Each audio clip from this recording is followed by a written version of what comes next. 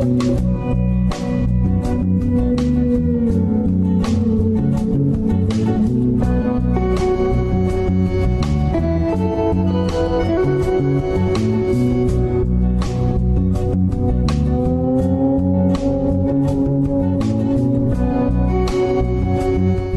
saludo en Cristo Jesús a todos los radioyentes de la radio, La Voz de María. Estamos con este programa titulado así ya de hace más de un año, La Iglesia, el edificio divino, siguiendo las audiencias. Primero hicimos del Papa Pablo VI, ahora estamos con el Papa Juan Pablo I, sobre el tema la virtud teologal de la esperanza. Esta es la tercera semana, tercera parte de esta audiencia sobre la esperanza. El día anterior, el Papa Juan Pablo I ponía un ejemplo de un multimillonario, Carnegie, en Estados Unidos, que en sus tiempos, primero de siendo joven, siendo un pequeño trabajador, pobre, pues como era muy responsable, fiel en el trabajo, le subieron el sueldo y ganó poco más, subieron unos dólares por su responsabilidad y eficiencia en el trabajo. Y como era de una familia pobre, eso supuso para él una alegría tan grande por ayudar a su madre, que dice que todos los millones que después tuvo no suplieron la alegría de aquel momento, ¿no? Bueno, este es un ejemplito, digamos así, del mundo, ¿no?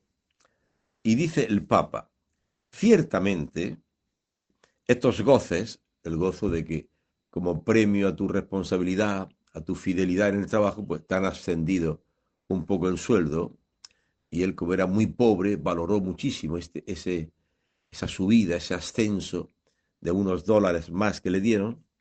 Eso fue para él una alegría inmensa. Pero bueno, dice el Papa, estos son goces, aun siendo buenos y estimulantes, no deben ser supervalorados. Son algo, no todo. Sirven como medio, no son el objetivo supremo. No duran siempre, sino poco tiempo. Usen, dice Juan Pablo I, usen de ellos los cristianos, escribía San Pablo, como si no los usaran, porque la escena de este mundo es transitoria. Ya lo dijo Cristo, buscad ante todo el reino de Dios. O sea que no podemos poner la esperanza en un ascenso del sueldo o en tener tanto dinero o tanta cosa, porque eso, la escena de este mundo pasa.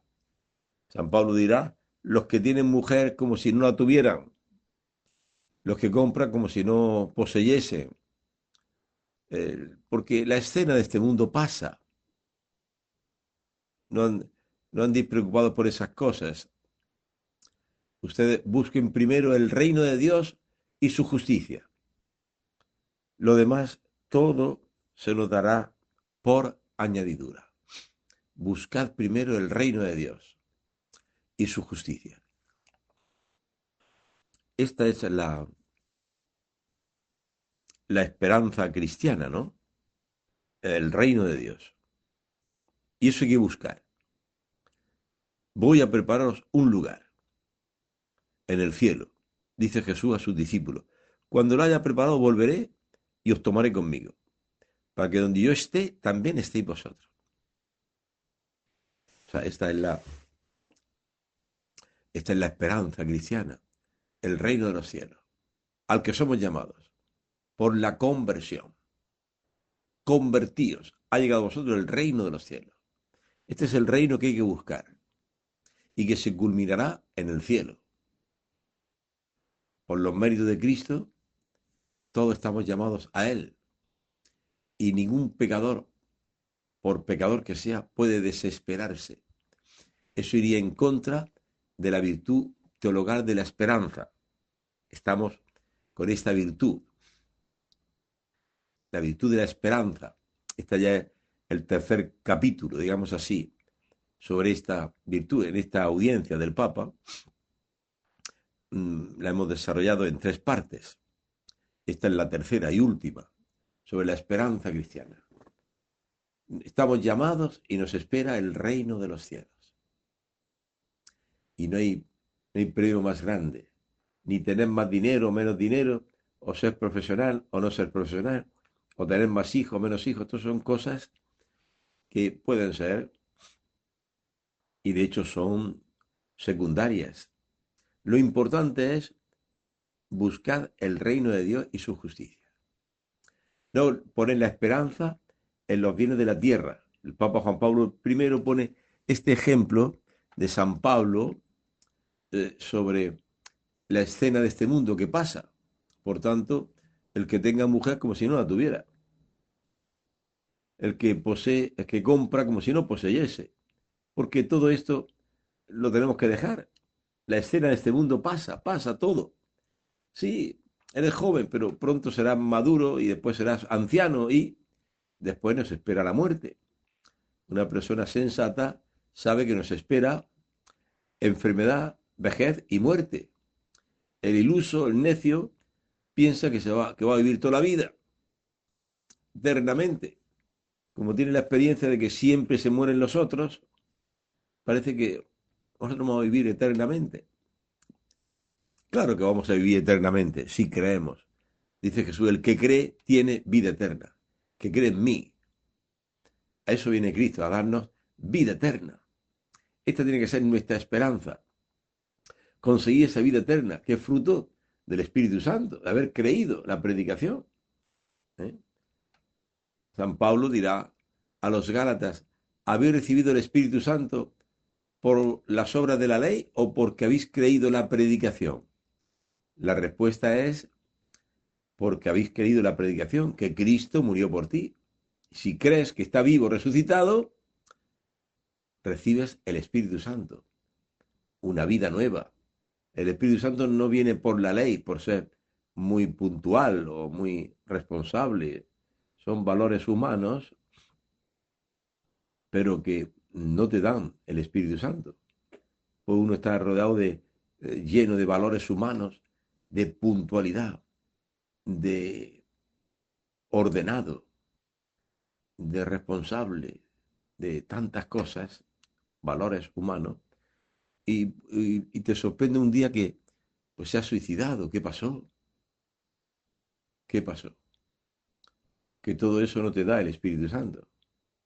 Esto es lo que hay que buscar. Esta es la esperanza cristiana. Llegar a tener el Espíritu Santo, que es garantía de la resurrección. ¿Qué es lo que esperamos? La resurrección. La visión beatífica, ver a Dios eternamente en el cielo. Y ese reino de Dios en el cielo, culminado, comienza aquí, en la iglesia. Bueno, continúa el Papa Juan Pablo I diciendo, para terminar quisiera referirme a una esperanza que algunos proclaman como cristiana, pero que es solo cristiana hasta cierto punto. Me explicaré. En el concilio, se refiere al concilio Vaticano II, que hacía unos años, poquitos años que había acabado, también yo, dice Juan Pablo I, también yo voté el mensaje al mundo de los padres conciliares. Decíamos allí, la tarea principal de divinizar no exime a la iglesia de la tarea de humanizar. O sea, la iglesia tiene una tarea principal, divinizar al hombre a través de la palabra de Dios, creída, aceptada, que continúa operante en los cristianos, la palabra de Dios, y continúa operante porque estamos llamados a ser divinizados, o sea, recibiendo el Espíritu Santo con sus 7 dones, con los 12 frutos, pues llegamos a ser divinizados. Dios hace hombre para que el hombre llegue a ser Dios, divinizado. Esa es la tarea de la iglesia. Por eso Jesús dirá a los que le seguían, no me busquéis por el pan, porque habéis multiplicado los panes, los peces. Vosotros me buscáis porque habéis comido los panes de los peces. No busquéis ese alimento. Obrad por el alimento que os dará el Hijo del Hombre. El alimento es la vida eterna. Yo soy el pan vivo que ha bajado del cielo. Que coma este pan no morirá, tiene vida eterna. Esta es la tarea de la Iglesia. Y dice el Papa, eso no exime de la iglesia, a la Iglesia la tarea de humanizar. Claro,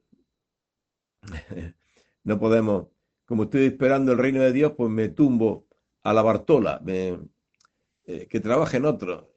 No, no, dirá San Pablo, el que no quiera trabajar, que no coma. El que no quiera. Hay gente que quiere trabajar y no encuentra trabajo, ¿no? Pero el que no quiera trabajar, pero yo ya estoy en el reino de Dios, ya nada más que hago ir a la misa, escuchar la palabra de Dios, a rezar, porque ya me espera el reino de Dios. No, el, el que tú creas en el reino de Dios, eso no te exime de cumplir tus deberes, de trabajar, que no quiera trabajar, que no coma, de pagar los impuestos. Si estás evadiendo, mintiendo, robando, no, hay que pagar los impuestos, hay que respetar las leyes, etcétera. La tarea de divinizar no exime la tarea de humanizar, no un mundo de lobos que se aprovecha uno del otro, no, no, no, hay que humanizar, es decir, cumplir los deberes como ciudadano, como cristiano. Dice el Papa, también voté la Gaudium et Spes, que es la cuarta constitución del Concilio Vaticano II. La primera es la Lumen Gentium, la Iglesia Luz de las Gentes. La segunda es la Dei Verbum, la palabra de Dios. Pensad que antes del concilio la Biblia estaba prácticamente prohibida para los laicos. Entonces, el concilio ha puesto la palabra de Dios como centro de la vida cristiana, alimento del cristiano, que venera, la Iglesia venera por igual, dice la Dei Verbum, venera por igual la Sagrada Escritura, la palabra de Dios, como la Eucaristía. Son los dos pilares de la Iglesia, la palabra de Dios y la Eucaristía. Cosa que estaba para el pueblo de Dios, pues solamente se dedicaba así a unos devocionarios, a unas oraciones, eh, pues cumplir como pudiera los mandamientos, pero era, la palabra de Dios era ignorada, ¿no? Eso era, si alguien lo veía con la Biblia, eso eran los protestantes, los testigos de Jehová, iban con la Biblia. El católico estaba prácticamente casi ignoraba la Sagrada Escritura. Entonces el concilio ha dicho no, la Sagrada Escritura tiene que ser el alimento. Claro, explicada también, la homilía no la puede hacer un laico, la homilía la hace el sacerdote, ¿no? El obispo, eso sí, pero la palabra de Dios tiene que ser alimento de todo cristiano, es verdad que la explicación correcta la da la Iglesia, ¿no? No existe, no somos protestantes, la interpretación privada, cada uno que entienda la palabra de Dios como quiera, ¿no? Después también, la otra constitución del concilio fue la Sacrosanctum Concilio sobre la liturgia. Pensar que era, antes del concilio, era la liturgia en latín. Casi nadie entendía nada.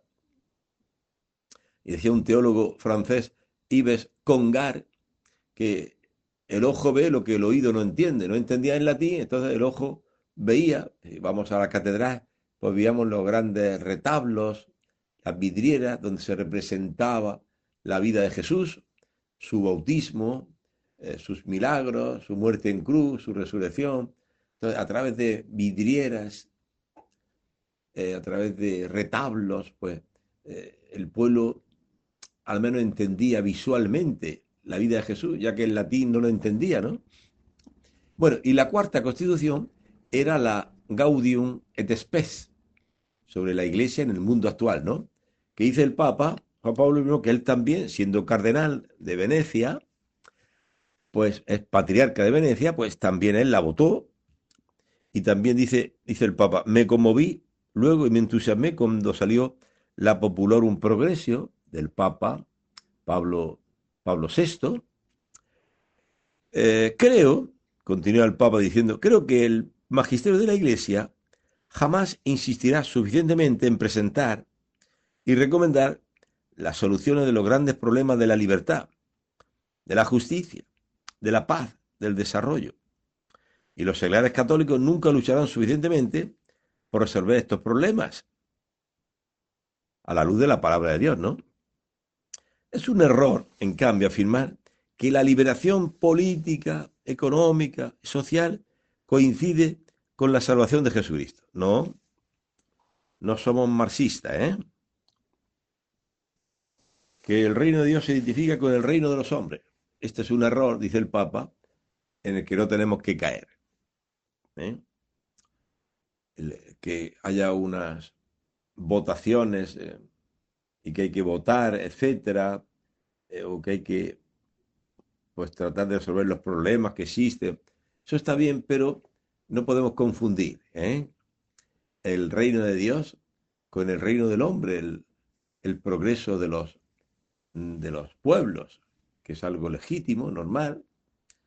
Antes un español, pues para venir a América, pues tardaba un mes en un barco. Ahora en 8 horas coge un avión y ya ha llegado. O sea, el progreso.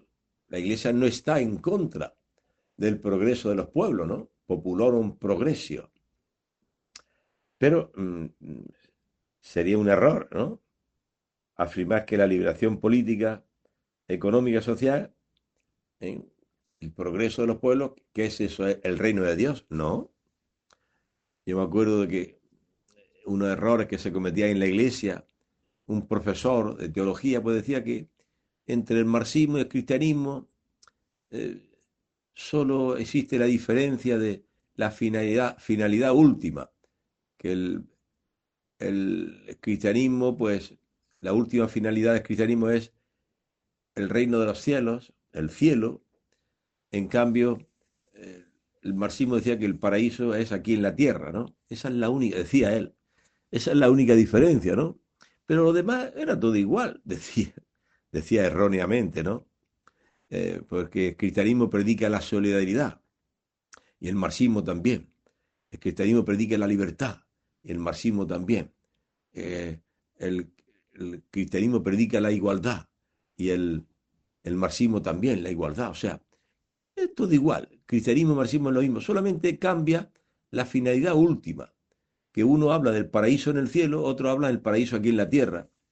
Así hablaba erróneamente este profesor, porque no se puede confundir, ¿eh? Un sistema político que luego resultó ser un fracaso total, todo el marxismo, el comunismo, el empobrecimiento de todos los países del telón de acero, ¿no? De Rusia, etcétera. Un empobrecimiento fruto de esa ideología marxista de todos iguales, y entonces para ser todos iguales, eh, el Estado tenía que o distribuir los bienes y los campesinos que se negaban a entregar las tierras al Estado pues eran asesinados. Stalin, Lenin, madre mía, cuántos millones, millones y millones de campesinos asesinados por esta idea, esta ideología totalitaria, absurda, ¿no? En cambio, el reino de Dios va por otro lado. Bueno, dice el Papa, en Friburgo, durante la 85 reunión del catolicismo, se ha hablado hace pocos días, sobre el tema el futuro de la esperanza. Se hablaba del mundo que había de mejorarse y la palabra futuro encajaba bien, pero si de la esperanza para el mundo se pasa a la que afecta a cada una de las almas, entonces hay que hablar también de eternidad. Nos falta, no podemos hacer un reduccionismo del cristianismo, una esperanza aquí, en el mundo, de un mundo mejor, más fraterno, más libre, más igualitario. No, no. Mi reino, dice Jesús, mi reino no es de aquí. Si mi reino fuese de aquí, mi gente combatiría, pero mi reino no es de aquí. ¿Tú eres rey? Preguntaba Pilato a Jesús. Sí, soy rey. Para esto he nacido.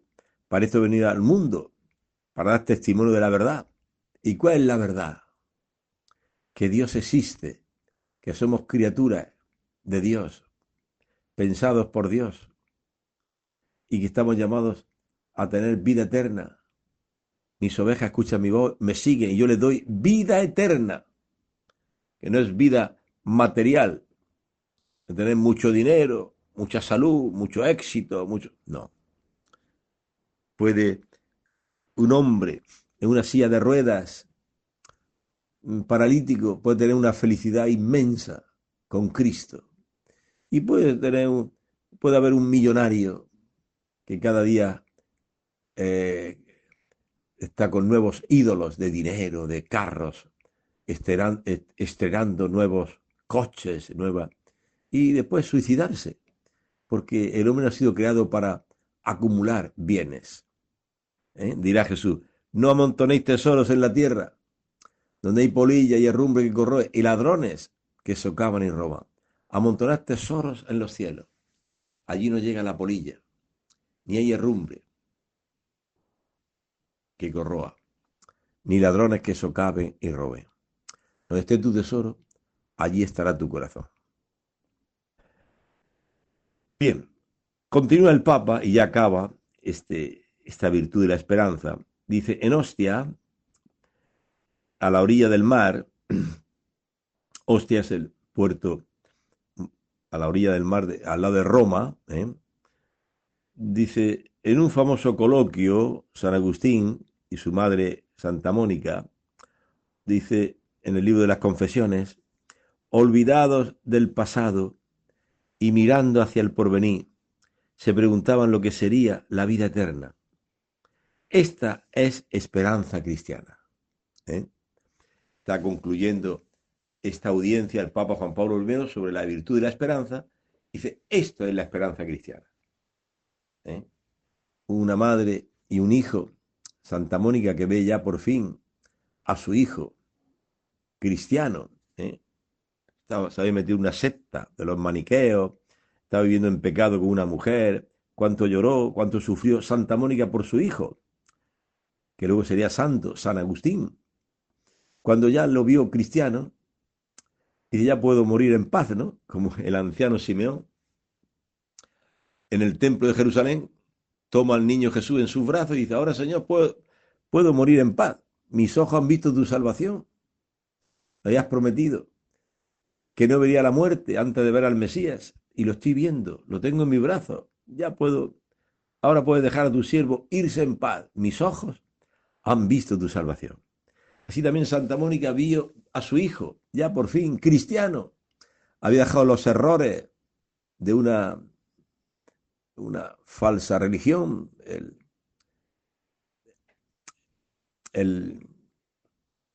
esta religión que con tanta pasión buscaba San Agustín y, y vio que todo eso era, era falso, ¿no? No le daba la felicidad, ¿no? Y escuchando a San Ambrosio en Milán, pues se convirtió, conoció la verdad católica.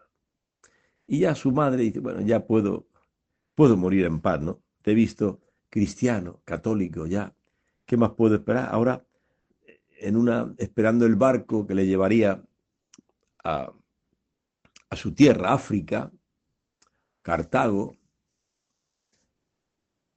pues esperando allí, estando en una casa, los dos hablaban, se olvidaban del pasado y miraban hacia el porvenir y se preguntaban qué sería la vida eterna. Esa, dice el Papa, es la esperanza cristiana, la vida eterna que Cristo nos trae. Sí, pero no hay que olvidar el mundo. Claro que San Agustín no olvida el mundo.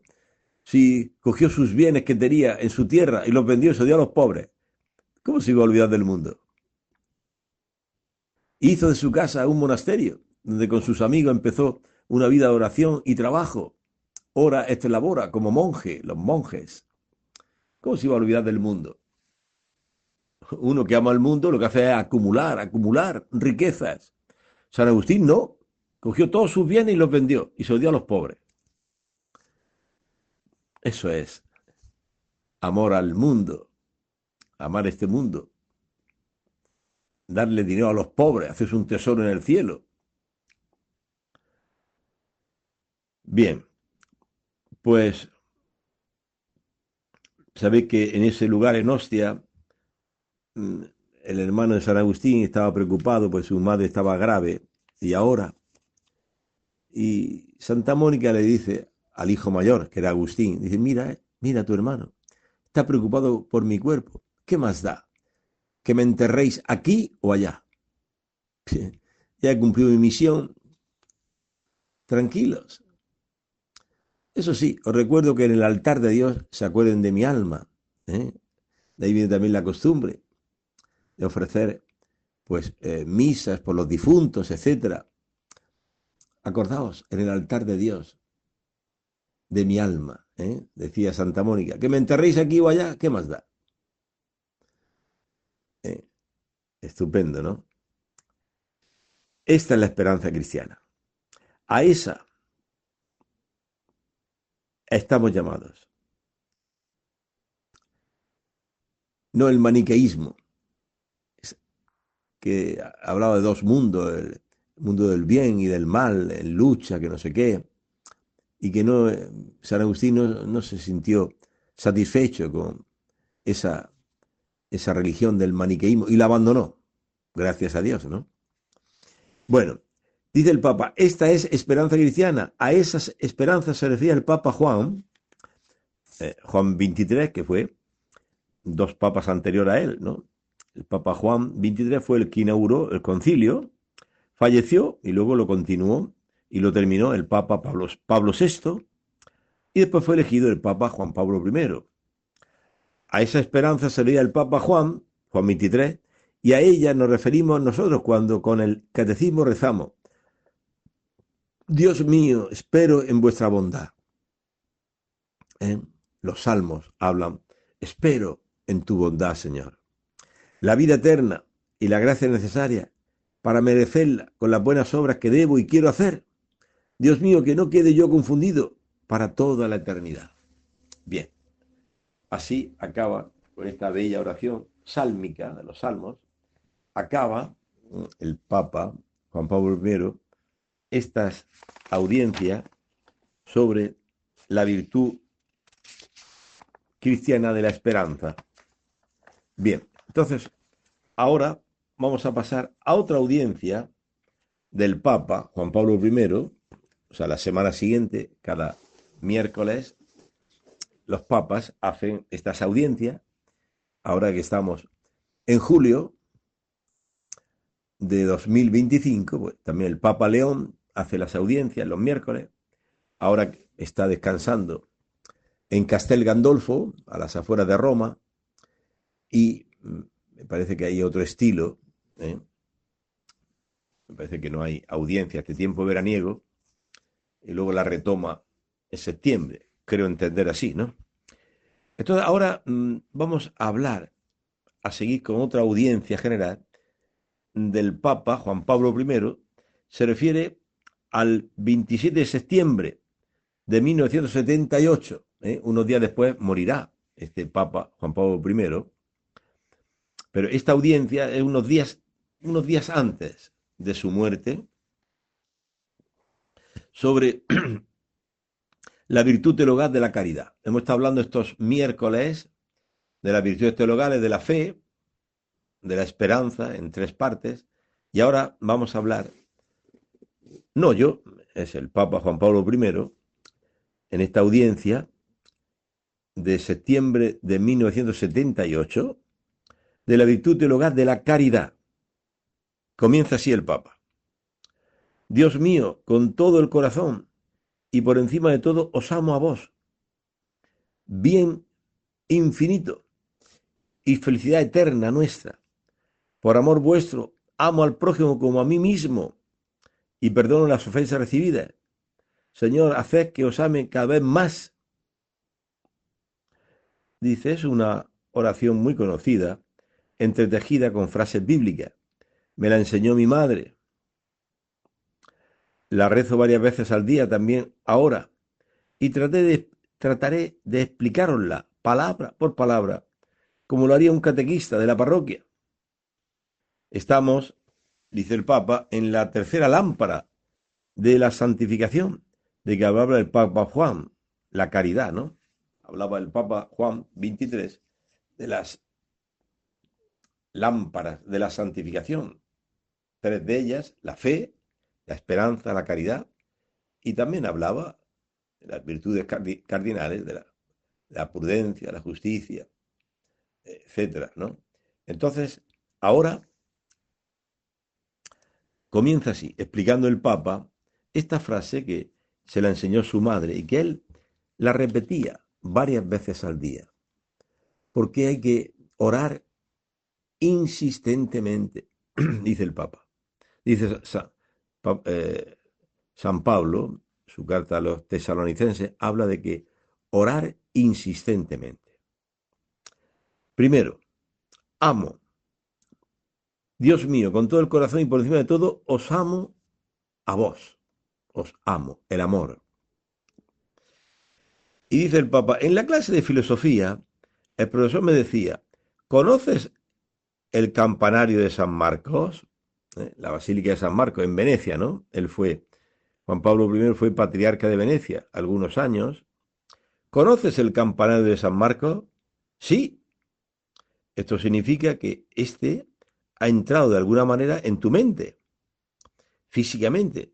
Sigue estando donde estaba, pero ha impreso en tu interior una especie de retrato suyo intelectual. En cambio, ¿amas el campanario de San Marcos? Esto quiere decir que ese retrato te empuja desde dentro y te mueve, casi como que te lo lleva, te hace caminar con el alma hacia el campanario que está afuera.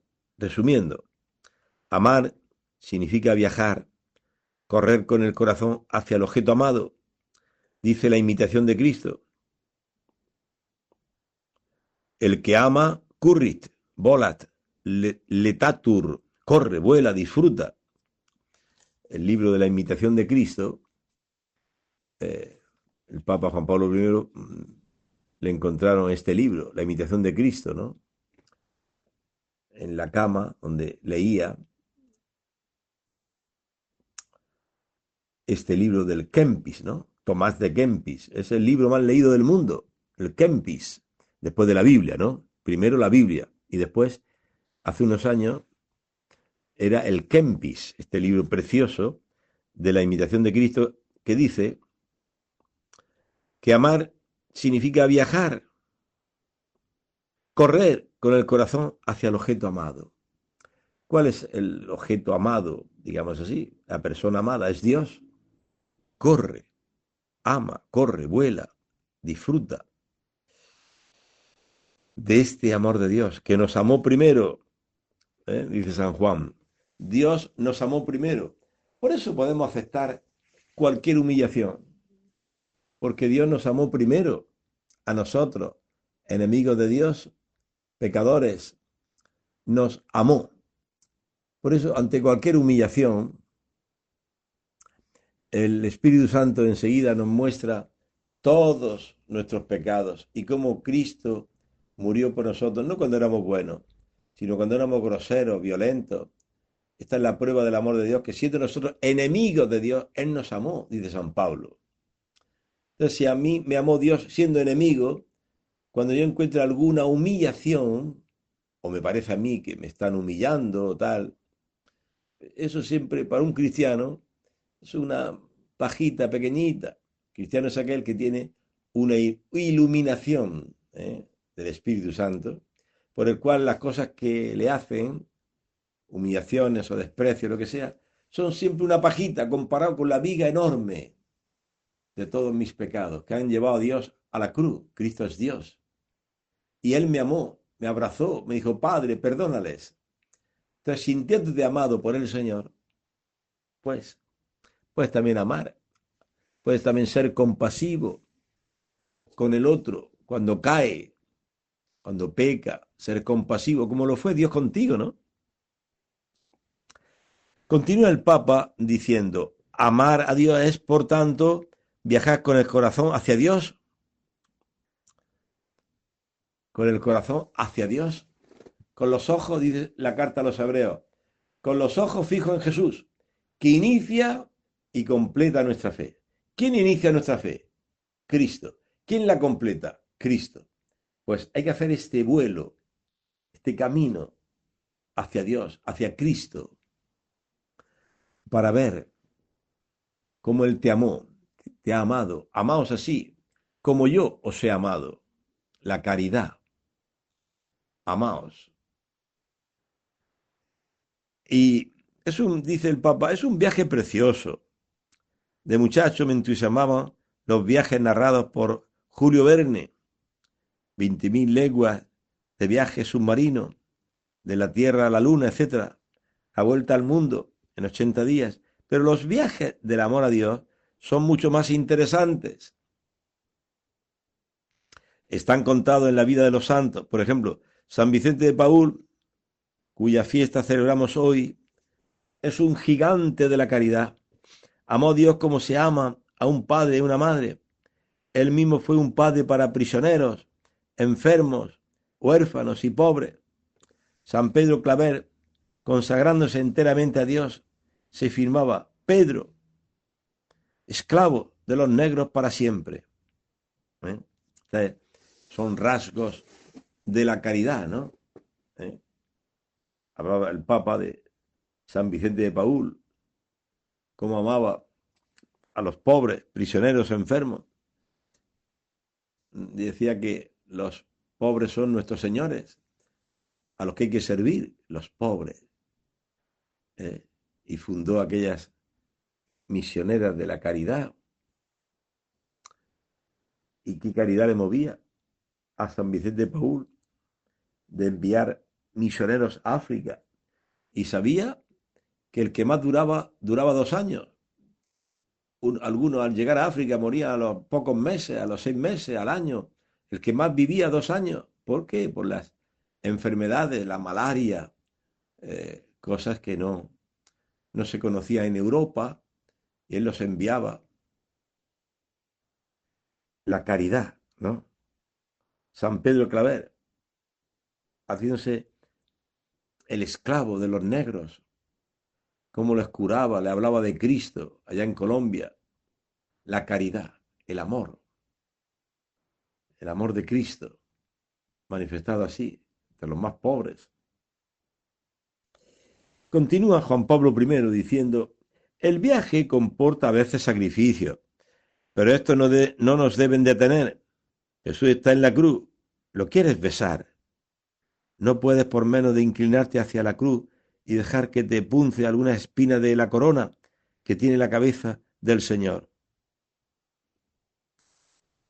Él se hizo maldito en la cruz para que tú seas bendito. Vaya trueque, decía San Juan de Ávila. El bendito de los siglos, Cristo, se hace maldito en una cruz para que todos los malditos por nuestros pecados somos nosotros, seamos benditos y tengamos vida eterna. Vaya trueque.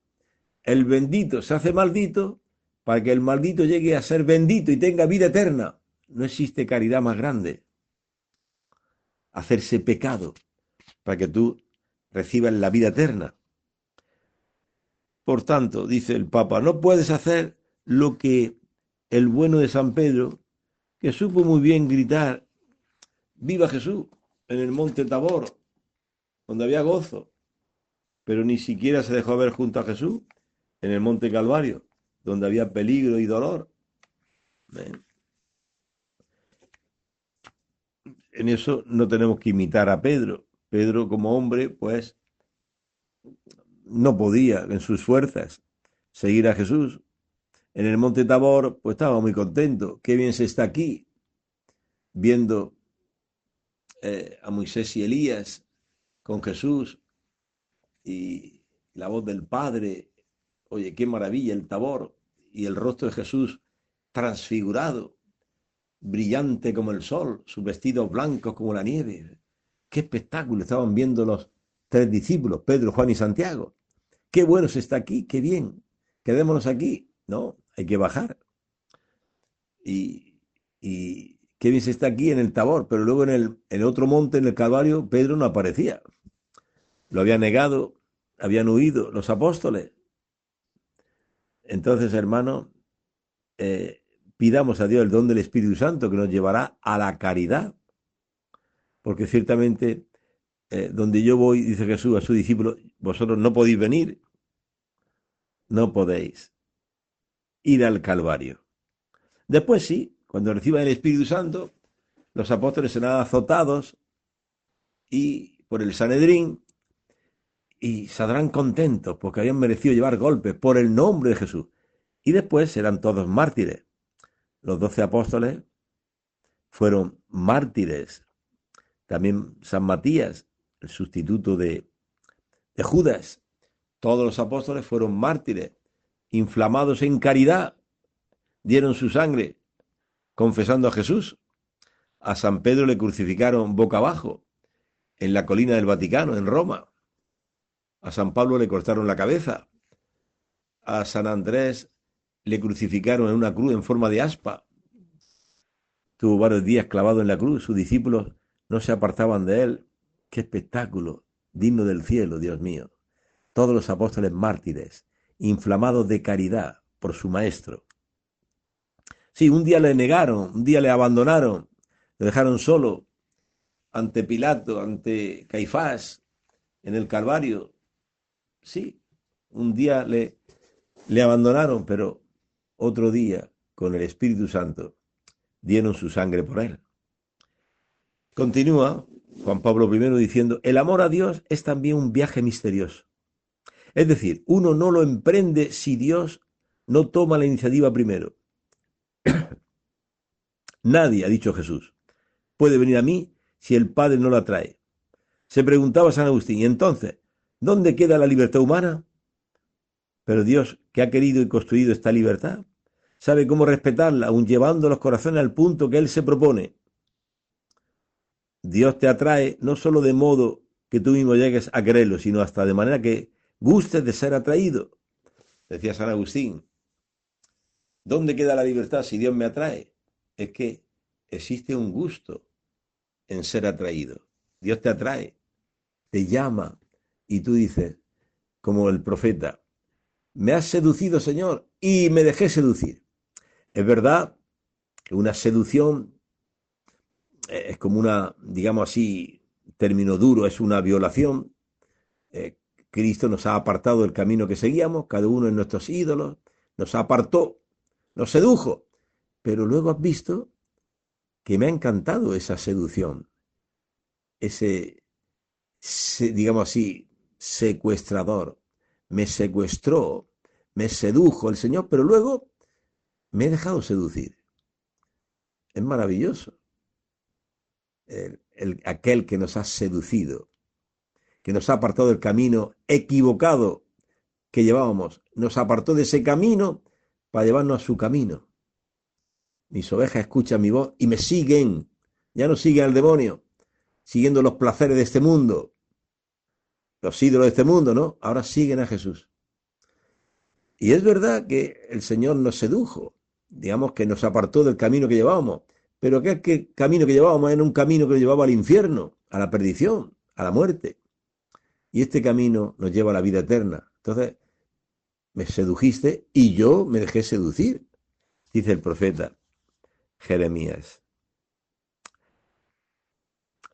Con todo el corazón, amar a Dios, con todo el corazón. Subrayo aquí, dice el Papa.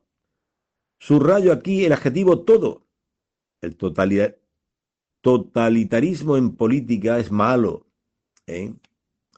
Los totalitarismos, aquí todos tienen que ser comunistas. Stalin, todas las tierras tienen que ser del Estado. El Estado dará a cada uno lo que, lo que necesite, la madre Estado, y un totalitarismo. Solo el Estado tiene las tierras. Todos los campesinos se negaban a ceder sus tierras que habían heredado de sus padres y los mataban. Murieron millones de campesinos en Rusia. Por eso totalitarismo, o el de Hitler, hacer la raza aria, la superraza alemana, esto de eliminar a cojos, a homosexuales, a judíos, a católicos, ¿cuántos, cuántos encierros, lugares terribles de asesinatos, de los, los campos de concentración en Europa, en Auschwitz, en tantos sitios? Madre mía, el totalitarismo, ¿no? Aquí la única raza que tiene que hacer es la superraza aria, inspirado en el filósofo Nietzsche.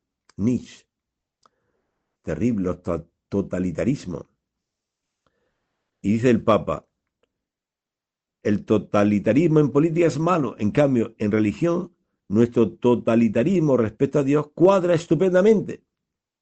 Amar a Dios con todo el corazón para Él, no un corazón dividido. Ahora estoy con el mundo, ahora estoy con Dios, los goces del mundo, los goces de Dios, no. Santa Teresa de Jesús se lamenta y dice, ¿cómo pude vivir en el convento 20 años dividida? Con los goces de Dios en la oración, en las misas, en los retiros espirituales, los goces de Dios, qué maravilla. Pero luego, los goces del mundo, las visitas que habían demasiadas visitas en el monasterio, en el convento, de amigos, de familiares, tonteando, vanidades del mundo, y estaba dividida, decía Santa Teresa de Jesús, hasta que ya, delante de una imagen de Cristo crucificado, imagen tamaño natural, me arrojé, decía Santa Teresa de Jesús, me arrojé a sus brazos, bañada en lágrimas, y tomé esa determinada determinación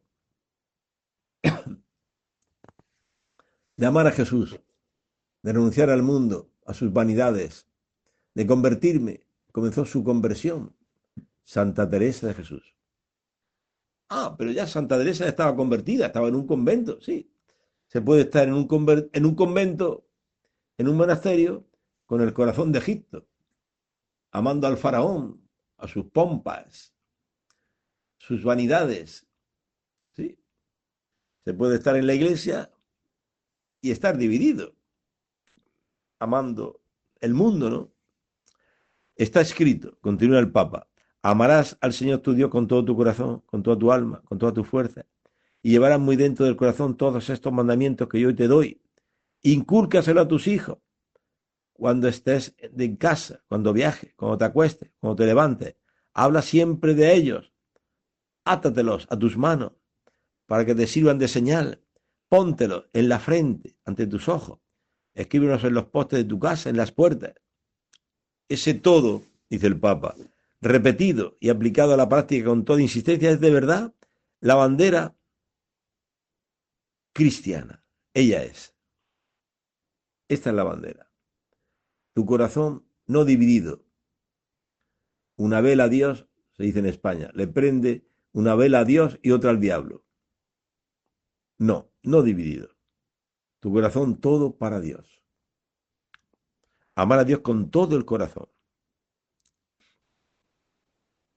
Y es justo, demasiado grande es Dios, demasiado merece Él ante nosotros, para que se le puedan echar como a un pobre Lázaro, apenas unas migajas de nuestro tiempo y de nuestro corazón. Es el bien infinito, será nuestra felicidad eterna. El dinero, los placeres y la aventura de este mundo comparados con él apenas son fragmentos de bien y momentos fugaces de felicidad. ¿Eh? Dirá San Pablo, tengo en nada lo que dejé atrás y todo lo considero basura con tal de alcanzar a Cristo, que era fariseo, hijo de fariseos, que tenía unos estudios farisaicos en la sinagoga. Todo eso para mí es basura. Lo quedo, lo dejo olvidado y me lanzo hacia adelante, hacia Cristo, a la meta, que Él me llama. ¿Eh? El amor a Dios. Dirá San Agustín, ama y haz lo que quieras. Porque uno que ama, puedo hacer lo que quiera. Sí, uno que ama no va a matar o a robar o a adulterar, ¿no? Si amas a esta persona, ¿cómo le vas a traicionar pecando con su esposa? Si amas a tu jefe, a tus compañeros, ¿cómo vas a querer la destrucción de la empresa, robando en la empresa o no pagando los impuestos? Si amas al Estado, todo el país, pues pagará los impuestos, el SRI, Hacienda, pagar. Si te amas a ti mismo, pues evitas pagar y lo que uno que hace es acumular. Y dirá Jesús, no amontonéis tesoros en la tierra, donde hay polilla y herrumbre que corroe y ladrones que socavan en Roma. Amontonaos tesoros en los cielos. Allí no llega la polilla, ni herrumbre, ¿no? Entonces, bien,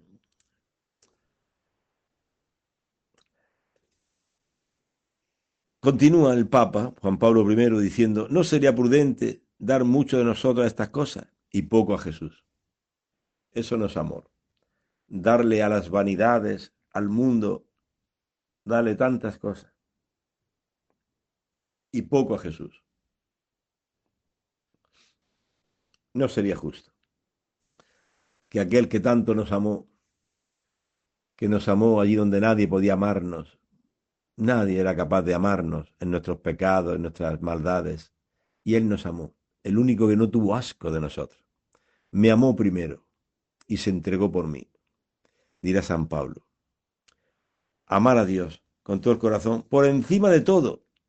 Ahora se aboca una confrontación directa entre Dios y el hombre, entre Dios y el mundo. No sería exacto decir, o Dios o el hombre. ¿Sí? Porque la gente decía, no, la religión es el opio del pueblo, eso. Hay alienados pensando en el cielo, hay que trabajar aquí en la tierra, construir este mundo. No, no existe esa disyuntiva. El amor a Dios y el amor al hombre.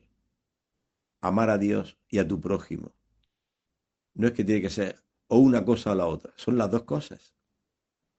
El amor a Dios, que te amó primero, pues te lleva a amar también a los otros en sus debilidades, comprenderles, quererles. Se debe, dice el Papa, se debe amar a Dios y al hombre, pero a este último nunca más que a Dios o contra Dios, o igual que a Dios. En otras palabras, el amor a Dios es prevaleciente sin duda, pero no es exclusivo. No es exclusivo. El amor a Dios te lleva a amar al prójimo. ¿Cómo dices que amas a Dios y olvida a tu prójimo que está pasando necesidad? El amor a Dios también se concretiza en el amor al prójimo. Bien, aquí nos quedamos. Esperamos el próximo día seguir con esta virtud del hogar de la caridad que la está explicando el Papa Juan Pablo I. Y pensad que esta audiencia él la hacía unos días justos, justo antes, unos días antes de morir. Su ministerio petrino como obispo de Roma y pastor de la Iglesia Universal, nada más que duró unos 31 días, poquito, ¿no? Y esta audiencia ya la hace a final de septiembre, moriría poco después. Un hombre de Dios, el Papa Juan Pablo I. Bien, hermano, hemos llegado al final. Hasta el próximo día, Dios mediante.